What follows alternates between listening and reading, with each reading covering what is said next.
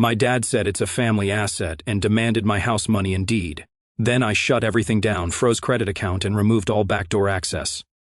My name is Aaron. I'm 29, the oldest, the planner, the one who keeps spare batteries and an emergency fund. I am a project coordinator in construction, permits, schedules, budgets. I like clean lists, labeled boxes, and doors that close the first time you push them. If you ask my family, I am steady and practical. If you ask me, I am the background system that makes their noise possible. My sister Tessa is 26 and golden. She is spontaneous, fun, vision-led. It means our parents clap whenever she wants something. When I got my license, I paid for my own used Civic and changed my own oil in the driveway. When she got hers, Dad said, "A young woman needs something safe," and handed her keys to a new hatchback with a bow from the dealership. I learned early not to expect applause. You do the right thing and keep it moving. Buying a house was not about applause. It was about doors that shut and stay shut. It was about not hearing my dad's television through thin walls, not sharing a fridge with my sisters, meal prep jars that never had food in them. I saved for 4 years. Overtime shifts, no vacations, roommates who left dishes, and a spreadsheet called Brick by Brick. I said no to a lot of little things so I could say yes to the big one once. Last month, the yes finally happened. A small craftsman with a lemon tree in the yard and a porch swing the previous owners left behind if you promised to sit there. 2 bedrooms, a squeaky hallway, a tiny old fireplace with a tile someone had painted with a crooked blue fish. I ran my hand along the kitchen counter and felt like I had found something that fit me. I sent a photo to the family group chat. Keys in my hand, a sold sign behind me. The caption, "Housewarming next Saturday at 5. Chili, cornbread, fire pit if the wind cooperates." I got 3 confetti emojis, a proud of you son that felt cut and paste, and from Tessa, a sticker of a champagne bottle with yaws. All week I scrubbed cabinet fronts and line drawers. I rolled leftover paint over scuffs. I bought folding chairs and exactly 8 bowls that matched. I found a second-hand rug and drove it home strapped badly to the Civic, so the corners flapped in my side mirror like flags. Saturday, I set up string lights in the backyard and lit 3 citronella candles that smelled like lemon cleaner. The chili simmered. I put the cornbread in at 420. I put a cooler on the deck with ice and 3 kinds of soda, 2 beers and 1 root beer because my dad likes to pretend he is a kid when he is in a good mood. I laid out napkins and cheap plastic spoons. At 5:02, I checked the road. It was quiet. At 5:11, I lit the candles anyway. At 5:18, I texted ETA. Mom sent back soon with a heart. Dad did not answer. Tessa sent a photo. On a car lot in sunglasses standing in front of something glossy red. Captioned, "We did a thing." At 5:33, my phone buzzed again. A video from Mom. "Look at our girl," she said behind the camera. Tessa revved the engine.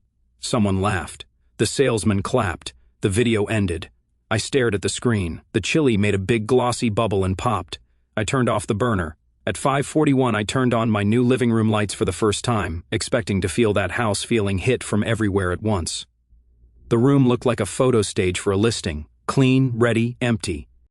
My phone rang. Dad. I let it go 1 beat longer than I would have a year ago, then answered. "We need to talk," he said. "No, hello." "Okay," I said. I looked at my porch where I had stuck a little sign that said welcome, like a joke. "Now," he said. I stood there in the light of my own house, holding my phone to my ear and listened to the tone my dad uses right before he assigns me something. I did not know yet what they wanted. I just knew they were all at a dealership, and I was in a quiet kitchen and the chili was cooling. I leaned a hip against the counter and said, "I am home." I did not add. Finally, no one came. The porch swing creaked once in a small wind. The sign looked silly, like a setup without a punchline. I hung up and set my phone face down. Somewhere in the city, my sister circled a parking lot in a new car, and everyone clapped.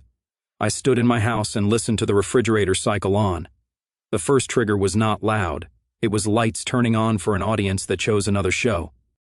I plated myself a bowl and ate it standing over the sink. The chili was good. The room was quiet. The lights stayed on. I did not cry. I did not rage. I chewed. And I looked at the doorway, and I felt the draft where the new weather stripping had not arrived yet. And then I washed the bowl, dried it, and set it face down on a towel like I was getting ready for something I could not name yet. Money in our house always wore a costume.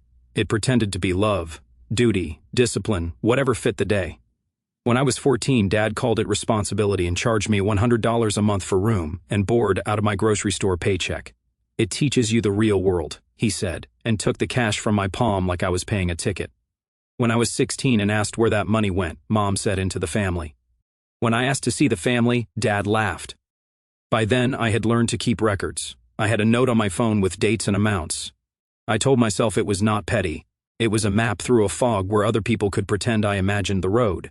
Meanwhile, Tessa had a talent for arriving after the check. She is good at I want. The phrases people used around her were softened. Dreams, vision, potential. She tried a semester of community college, then dropped because the professor was negative. She started a candle business that she never paid sales tax on. She wanted to be a content creator, so she needed a better phone, a ring light, a creative space, a car to get brand deals. Guess who did the math for the creative space? Guess who moved a couch from the garage? Guess who drove her to a collab? That was actually a stranger's apartment with a weird smell. When I pushed back, when I said no to a temporary add-on to my phone plan, no to just co-sign the lease for 6 months, the words changed on me. I became cold, transactional, stingy. Mom would say, do not be a ledger with your family.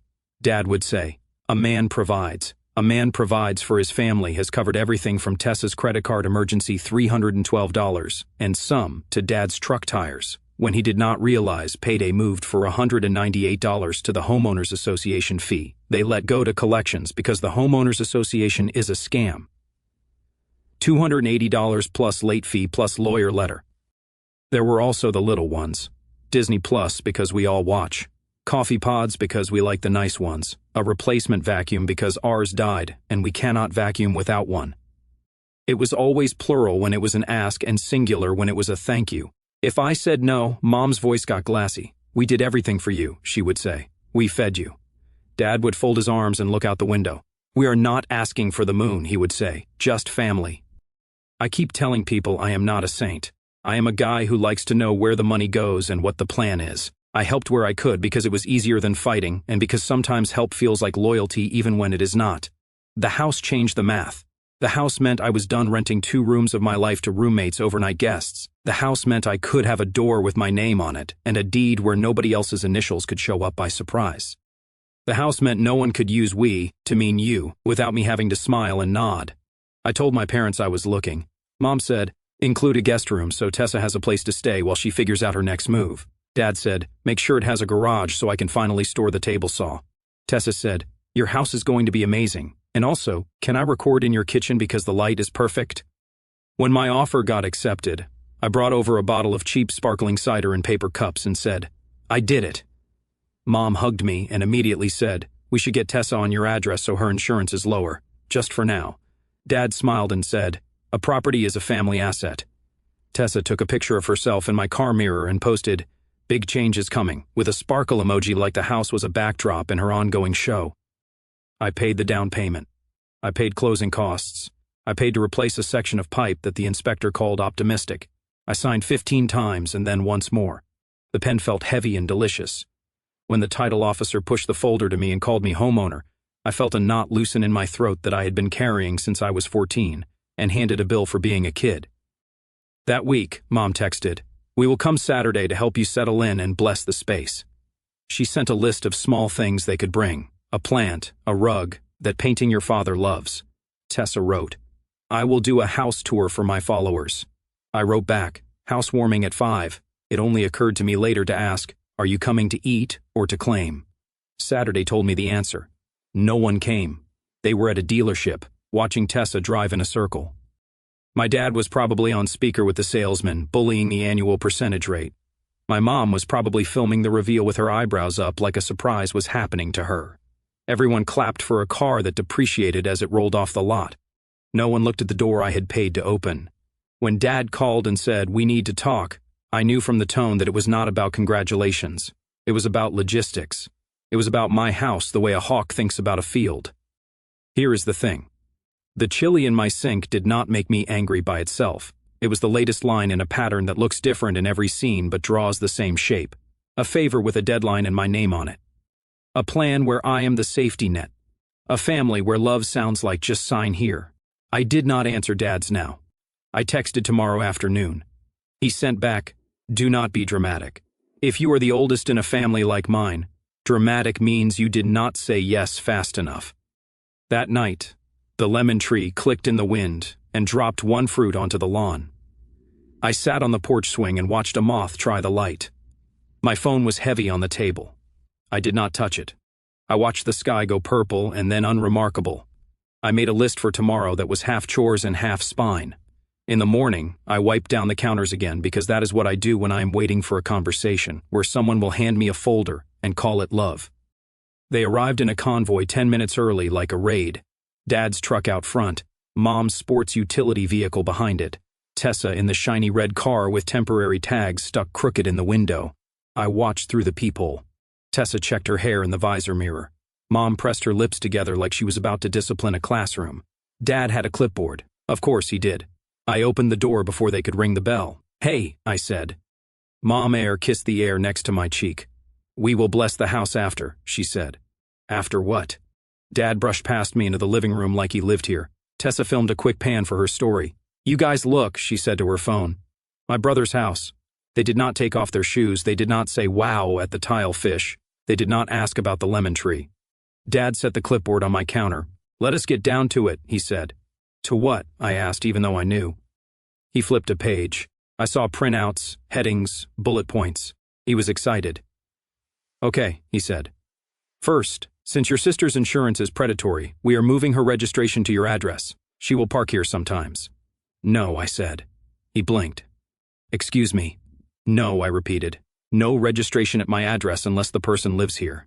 Mom immediately went soft and helpful. "She will be here all the time," she said. "She needs a stable base." Tessa leaned on the counter, phone in hand.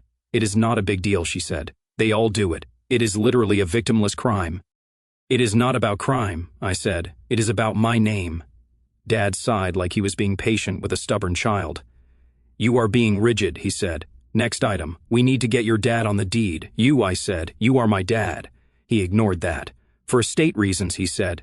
"So things are clean if anything happens to you." "If anything happens to me," I said, "my will is in my desk drawer." "It is." I wrote one last month. 2 witnesses, Mike from work and his girlfriend signed. No one goes on my deed. Mom's smile thinned. "We are protecting you," she said. "You do not understand how the world works." "I read things." I said, "I understand." Tessa looked offended like I declined to try her new lip gloss. "So selfish," she muttered. "We are literally family." Dad flipped another page. "Fine, then you can at least pull some cash out," he said. "Refinance and take a small equity line, say $80,000. We will help you manage it. Tessa needs a down payment for a storefront." "There it is," I said. "What?" Mom said, surprised. "The reason you skipped my housewarming," I said. "You were getting ready to tell me what you were going to do with my house." Tessa threw up her hands. "We were celebrating my car," she said. "It is a big step. You are being petty." Dad tapped the clipboard. "This is the step," he said. "We need to be strategic. Your money sitting in walls is lazy. Unlock it. Tessa's boutique will pay it back." "Tessa's boutique," I said. "The candles, the pop-ups you cancel when you are tired, the brand you have renamed 3 times. She puffed up. "You are being negative." She said, "This is why you do not get invited to things. I invited you to my house." I said, "You went to a dealership."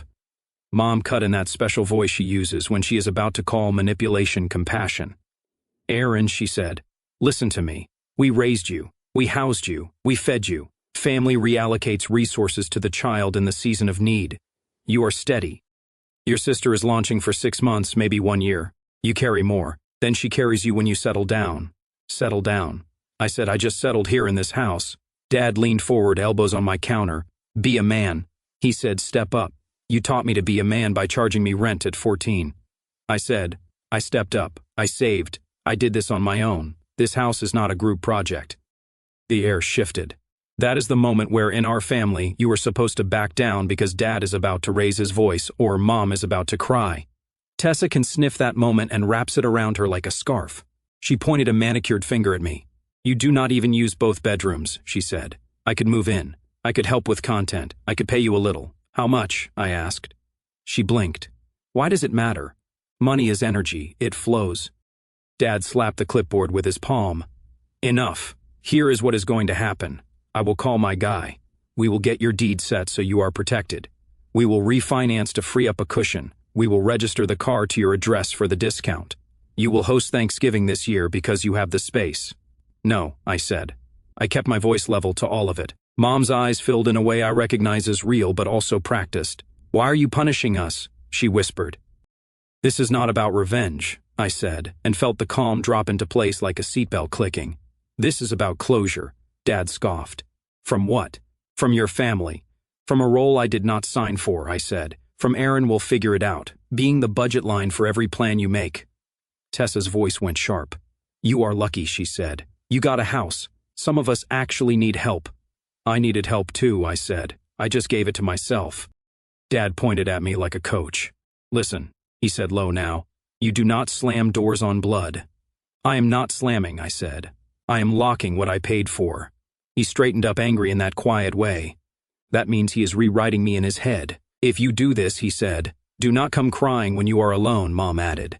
"And do not expect us to show up when you finally need something." I stared at the lemon on the counter. I wanted to be petty and hand it to them as something. I did not. Tessa made a show of checking her watch. "I have content to shoot," she said. "Are we done here?" "We are done." I said, "House rules. No registering stuff here unless you live here. No keys given out, no one on my deed, no loans. If Grandma needs medicine, I will help her directly. Otherwise, my house is not the family ATM or storage unit. If you want the table saw here, you bring cash for a storage shed, and we will sign a receipt." Dad laughed a hard laugh. "A receipt?" he said like it was a slur. "Yep," I said. "A receipt," Mom said. "You have changed. I have moved," I said.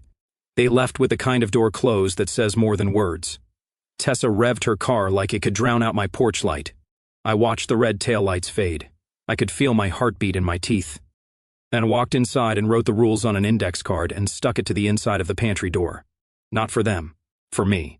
People think the big moment is the hard part. It is not.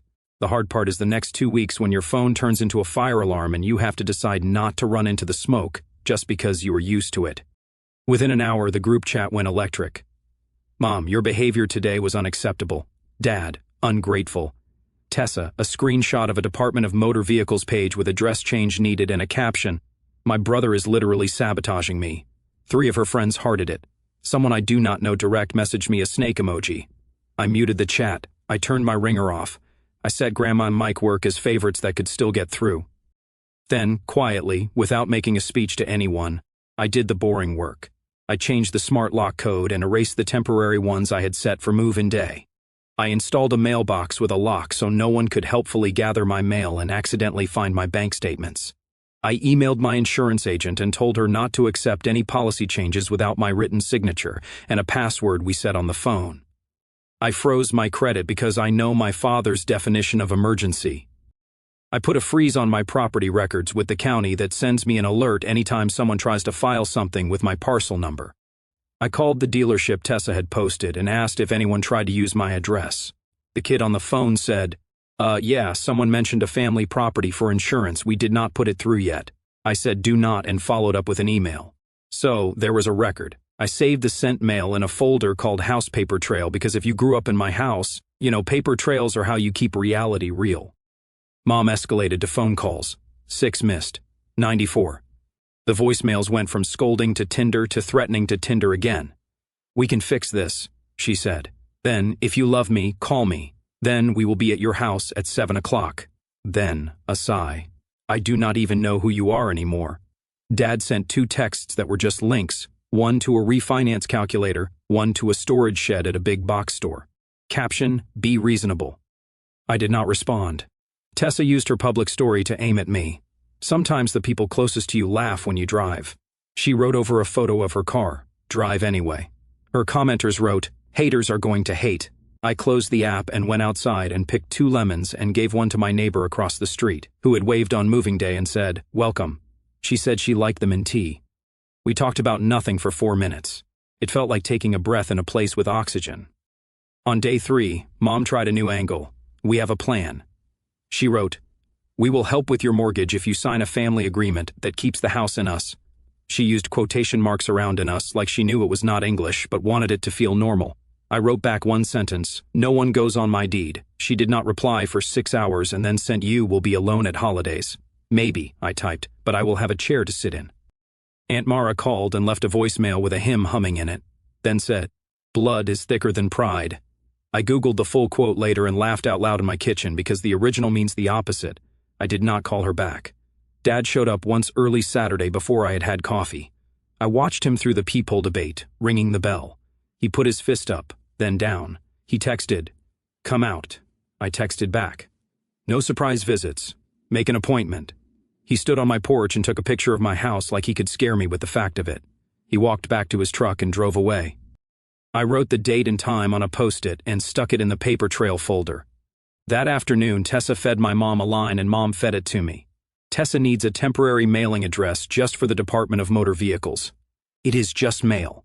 I sent back the link to the state law that says primary residence. I wrote, "No." Tessa responded with 12 eye roll emojis, "And you are literally obsessed with rules." I wrote, "They are how houses stay yours." Grandma called at night after the soap opera she likes. "They are mad," she said matter-of-factly. "Are you eating?" "I am." I said I made chili. "Put some in the freezer," she said. "Do not let your mother guilt you into feeding them with your walls." "I will not," I said. We talked about her pills. I told her I could set them to auto-ship to her door every month. "You are a good boy," she said. "Do not be a fool." That is her version of "I love you" and also keep the doors locked. I wrote down what she needed and set it up online. I called her back with the order number. She wrote it on a sticky note and stuck it on her fridge. We are the same, she and I. We like numbers that prove things happened. On day 5, the text got quiet. That scared me more than noise. Quiet in my family is reloading. At noon, an email from my title company pinged. "For your information received inquiry regarding adding party to deed. No action taken." Attached was a blurry scan of a request form with my parcel number and father written where new owner would go. No signature, no legal anything, just audacity printed on office paper. The assistant wrote, "We rejected it as we should. We wanted you to know." I replied with 10 thank yous and asked them to note the file for any future funny business. I printed the email and put it in my folder. I ate a sandwich over the sink and shook my head until the anger wore down to a smooth rock. That night, the group chat renamed itself Family Emergency. Mom wrote, "We are having a meeting on Sunday, non-negotiable." I typed, "I will not be there," and muted it again. Dad wrote, "You will, and then we are your parents, and then it is time for you to grow up." I set my phone down and hung a shelf in the hallway. I used a stud finder. I used a level. I felt the house take a breath after the screws bit into wood. I put a bowl on the shelf for keys that are mine and only mine on Sunday. At 5, while they met without me, I grilled 2 burgers on my little grill and delivered one to my neighbor who texted me later, "You are a good neighbor." I watched the string lights come on. The lemon tree clicked. I ate the second burger in a chair I had bought with my own money. I thought about the phrase "Dad used family asset" and wondered how many years I had confused family with shared access to Aaron. The next morning, Mom tried last-ditch ceremony. "We took your keys," she texted. "We are blessing your house with oil." They did not have keys. I changed the locks. I told her that. She sent a photo of a little jar of oil on our old kitchen table. "We are praying for you," she wrote. "Thanks," I wrote. "Keep your hands off my deed." She did not respond. A week after the housewarming that was not, I hosted one anyway. I invited 5 people from work, 2 from my pickup basketball game, and my neighbor across the street. I made the same chili. I set out the same plastic spoons. We sat on the squeaky porch swing and told dumb stories about job site mishaps and first apartments with mice. At 7:40, my phone buzzed face down on the counter and I did not turn it over. At 9:10, someone said, "This place feels like you." I went to bed at 11 o'clock with dishes in the sink and my phone on Do Not Disturb and woke up at 6:30 to light coming through the lemon leaves and felt something like quiet that was not empty. The mailbox with a lock gets me a daily postcard for myself. This is yours. Looking back, that first real night alone in the house, after the taillights disappeared and the porch light hummed above me, I sat on the swing until the citronella candles burned down to stubs. The air smelled like lemon and smoke, and for the first time in years, no one else's noise leaked into my space. I waited for the relief to hit like a wave. Something cinematic, maybe a sob or a triumphant fist in the air. It didn't come. Instead, what arrived was quieter, almost embarrassing in its smallness, a kind of stunned gratitude. I kept touching things, the arm of the swing, the cool metal chain, the rough grain of the porch rail, as if to confirm they wouldn't vanish if I blinked. This was mine, not ours, not the family's, mine. The word felt foreign in my mouth, like a language I'd studied but never dared speak out loud. I thought I'd feel powerful, I didn't. I felt fragile, like someone who'd just stepped out of a burning building and realized the smoke was still in my clothes. All those years of being the steady one, the planner, the emergency fund in human form, it had kept me useful, but it had also kept me small. I'd mistaken endurance for strength. Saying no that day, locking the doors, literal and otherwise, wasn't the moment I became strong. It was the moment I admitted I'd been weak for a very long time, weak enough to let love feel like a perpetual invoice. The hardest part wasn't their anger. It was the echo of my own silence in all the years before. Every time I'd handed over cash, co-signed, driven, fixed, absorbed, each yes had been a brick I laid in a wall I didn't know I was building around myself. The house didn't free me, it just showed me the wall was already there, and I finally had the courage to stop adding to it. Some nights I still wake up at 3 a.m., expecting a text, a knock, a voicemail that starts with "We need to talk." The quiet scares me more than the yelling ever did. But then I hear the refrigerator cycle on, or the lemon tree rustle, or the floorboards creak under my own weight. And I remember, this soundscape belongs to me. No one else gets to write over it anymore. I'm not triumphant. I'm not even fully healed. I'm just here. Sitting in a chair I picked, eating food I cooked, under a roof that has only my name on the paperwork. And for the first time in 29 years, home doesn't feel like a loan I have to keep repaying. It feels like something I'm allowed to keep. That's enough. For now, that's everything.